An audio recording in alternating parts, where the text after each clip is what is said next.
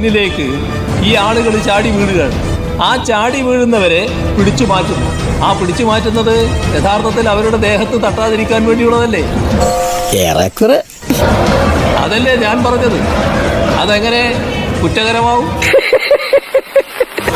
ഞാൻ കണ്ട വസ്തുത പറയാൻ ഞാൻ ബാധ്യസ്ഥനല്ലേ?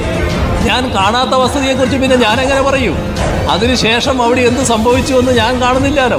നമ്മൾ കണ്ടിട്ടില്ല, കാണാത്തത് ഉണ്ട് എന്ന് നമ്മൾ വിശ്വസിക്കൂല. എന്താണ് വിളിക്കണത്? നമ്മളിവിടെ തുണിയിലാണ്ടിക്കണ. നവകേരള സദസ് യാത്ര ചെയ്തപ്പോ നിങ്ങൾക്ക് തോന്നി മഹാരാജാവാണെന്ന് തോന്നി. നിങ്ങളോട് ഞങ്ങൾ പറയുന്നു, നിങ്ങൾ മഹാരാജാവല്ല. നിങ്ങൾ കേരളത്തിന്റെ മുഖ്യമന്ത്രിയാ.